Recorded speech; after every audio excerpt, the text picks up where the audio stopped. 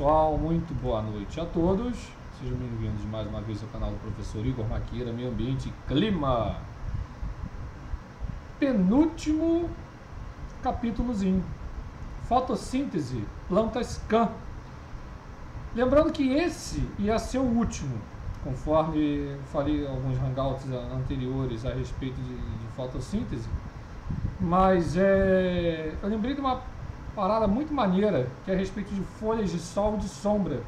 Uma coisa curtinha, mas assim, fantástico, vocês vão gostar mesmo. Mas se você está chegando agora, não deixe de se inscrever no canal, ativar as notificações, os que gostam da verdadeira ciência. Quem puder, vai estar na descrição. Deixe a sua colaboração, mas já fico feliz em você compartilhar e curtir esse vídeo. Plantas CAN, ou chamadas plantas que podem fixar o CO2, o gás carbônico, no escuro. Será? Então vamos lá. Sem mais rodeios, vamos à apresentação. Então tá aí. Plantas CAN. Justamente são as plantas com metabolismo ácido das crassuláceas, que elas podem fixar o CO2 sim no escuro. Isso é uma outra estratégia para a fixação de CO2 que se desenvolveu independentemente em muitas plantas suculentas, incluindo cactos e plantas com folhas espessas.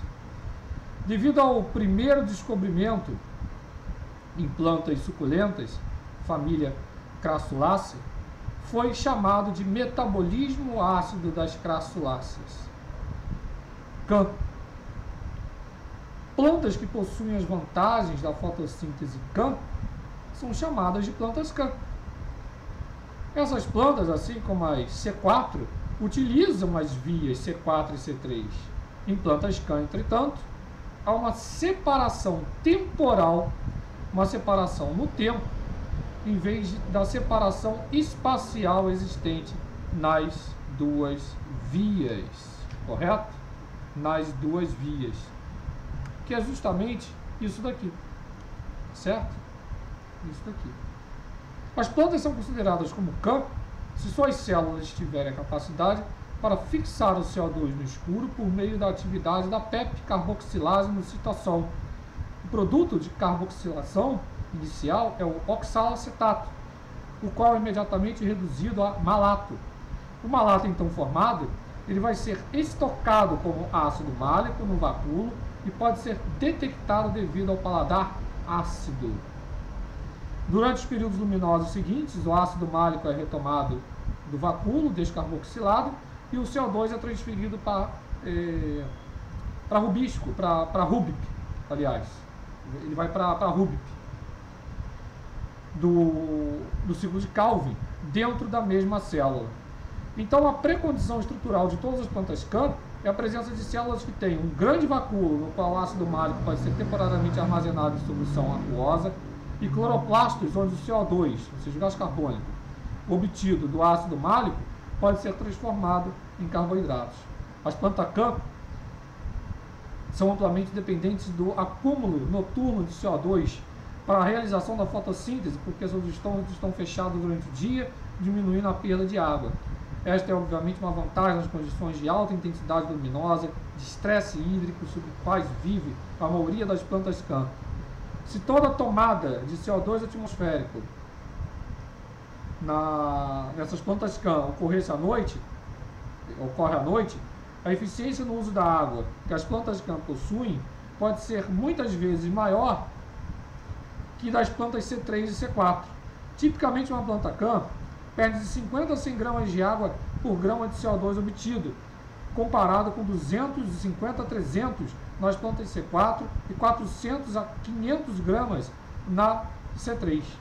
Durante períodos de seca prolongada, algumas plantas CAN podem manter seus estômagos fechados dia e noite, mantendo baixos níveis metabólicos ao refixar o CO2 produzido pela respiração.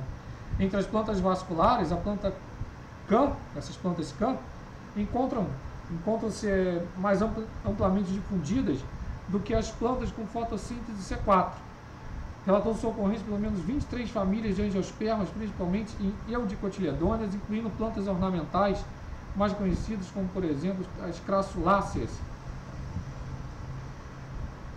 a flor de cera, a espada de São Jorge é um bom exemplo, uma monocotiledônea.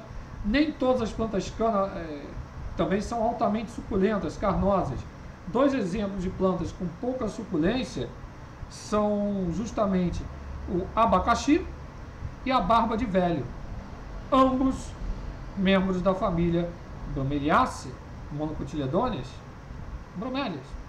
A atividade CAN foi encontrada em outras plantas não floríferas, incluindo a gimnosperma bizarra, a Velvistica mirabilis, e nas espécies aquáticas de isoides e algumas pteridófitas, a Velvistica. Entretanto, fixa o CO2 predominantemente através da via C3. Esse tipo de mecanismo de fotossíntese, gente, usado pela planta é importante, mas não é o único fator que determina onde a planta vive.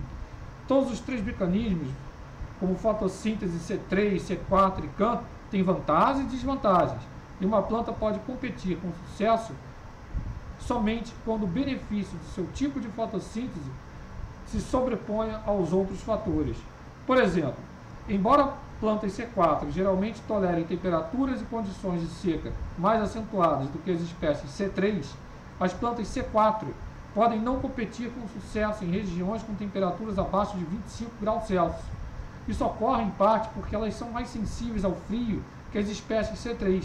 Além disso, como já foi abordado, as plantas CAN economizam água pelo seu fechamento estomático diurno, uma prática que diminui consideravelmente sua capacidade de captar e fixar o gás carbônico. Portanto, plantas CAN crescem vagarosamente e competem pobremente com espécies C3 e C4, sob condições outras do que a de aridez extrema. Então, sob determinadas condições, cada tipo de fotossíntese da planta possui limitações impostas por seu próprio mecanismo de fotossíntese. Perfeito? Então aí está algum exemplozinho, né? Comparação da fotossíntese C4 e CAN, muito evidenciada. Aqui o abacaxi, uma planta CAN, a cana-de-açúcar, né? É isso aí. Basicamente é isso aí.